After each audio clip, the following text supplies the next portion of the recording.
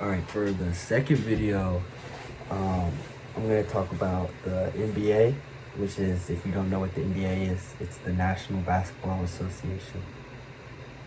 And it's the pro sports league for basketball, if you don't know. And there's 32 teams, 16 teams make the playoffs. They actually added a thing called the play-in tournament, which is basically the top 6 teams in the Western Conference, the top 6 teams in the Eastern Conference secure a playoff spot, and then teams 7, 8, 9, and 10 all have to, those 4 teams will play each other. And then obviously the 7, 8 will play, whoever wins that is the 7th seed. And then the loser of the 9 and 10 game is eliminated, and then the winner of that 9 and 10 game will play the winner of the 7, 8 game. And it's kind of confusing at first because you think the 7 should play the 10, the 8 should play the 9, but it's actually the complete opposite. It's the 7 and 8 play, and then the 9 and 10 play. So they kind of did it a little out of order, but I kind of like it. It kind of makes sense. And if you think about it, if you're 7 and 8, you got 2 chances to try to get into the playoffs. So I kind of like it how they did that. But the reason I'm talking about the play-in tournament is because it actually starts tomorrow, and the NBA playoffs start this Saturday.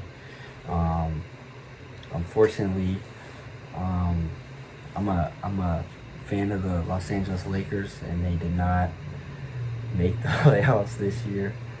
It was kind of a bad season all around. People got injured. Anthony Davis was injured 3 times. LeBron had 2 different ankle injuries, which is unfortunate. We had more starting lineups combinations than we did wins. We finished the season 33-45, which is obviously not what was supposed to happen with the team that was put together. The head coach, Frank Vogel, actually got fired today. So, it's kind of a mess.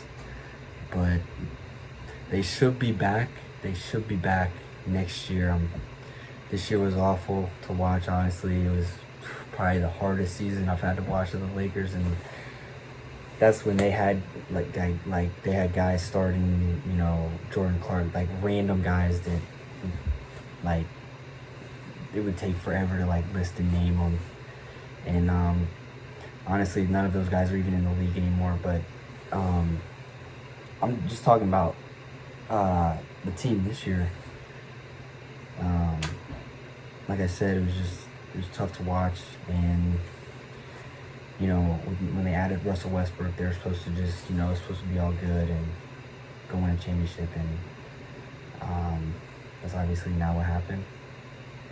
But you look at the makeup of the team, it was just never really a good team outside of the 3 main players that we had. And they added Malik Monk, if anybody knows who that is, and who was a really good player for them. He was really young, 24 years old. But everybody else was just, they were literally just older guys, 35 plus. They were the oldest team in the league this year. And a lot of criticism was thrown at Russell Westbrook, which was unfair because it wasn't his fault. He led the team in rebounds, he led the team in assists, he led the offensive rebounds, he was the leader. Defensive rebounds, he led the team. That's crazy. He's a point guard. He's not supposed to lead the team in rebounds, and he did. And he played 79 out of 82 games, which is nowadays it seems like, you should show up to work and stuff like that. But in the NBA, there's a lot of, I'd say 90% of the league is missing games, and it's just kind of how it is right now. But yeah, it was a tough season, obviously, and it was just, like I said, it was tough to watch. And let's see. Yeah, so they won the championship 2 years ago, but unfortunately couldn't even make the play-in this year. So